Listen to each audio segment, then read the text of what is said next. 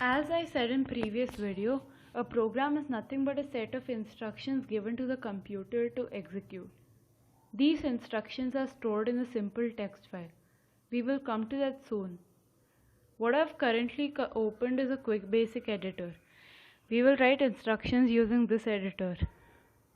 QBasic executes these instructions one by one or line by line, starting from the top of the file, that is, first line of the file. Let us write our first instruction. This will be the simplest program we will learn. P-R-I-N-T, print. Start with double quotes, hello world, and end with double quotes. Print is a command. In QBasic, for most of the instructions, the first word is always a command. QBasic reads the line and understands what to do by looking at the first command word. Print is the first word of instruction, and so it is a command. Command is followed by a list of 0 or more expressions. These expressions sometimes are also called arguments. Here in this line, hello world is an expression or argument for the print command. It is just text or string as it is called in QBasic. When you put expression in double quotes, it is a text expression or simply text. QBasic doesn't interpret it or evaluate it. This statement, command and argument or expression, when executed will print hello world on screen. This program has got only one instruction. Let's see how to execute this program. To run this program, you need to select run menu item. So you can press Alt key, and while holding down the Alt key, you press R key to select run menu item and then select start. You can also use the mouse to select the start menu. The shortcut combination for running program is Shift and F5. You can use whatever method you prefer. The program is now executed and you can see hello world is printed on the screen. Quick Basic, after executing the program, will wait till you press any key so you can see the output of the program. The screen is not very clear. I think we should clear the screen before we execute the program. Let's go back to the program. Before print command, we will write one more command. CLS. CLS stands for clear screen. Now this command instructs QBasic to clear the screen. Therefore, when this program is executed, QBasic first goes to the first instruction, which is CLS. It will execute the instruction, which is to clear the screen.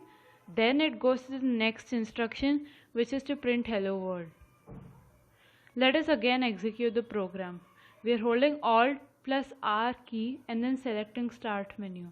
And see now, all the clutter of the previous screen is gone.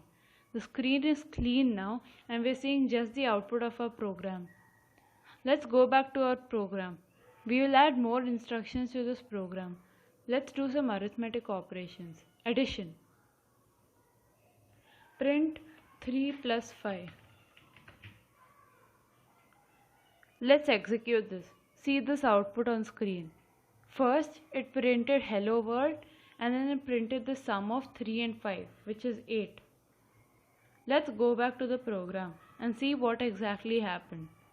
First, it cleared the screen because that was the first command. Then it moved to the next line, which is to print hello world.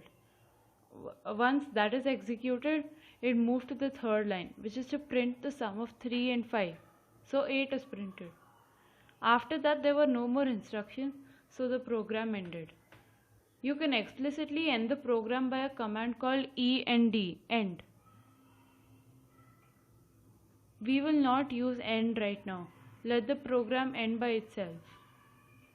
Let's do a few more arithmetic operations. Multiplication. Print the product of 3 and 5.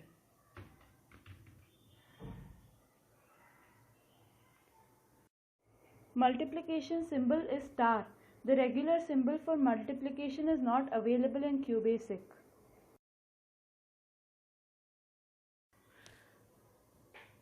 Let's execute the program.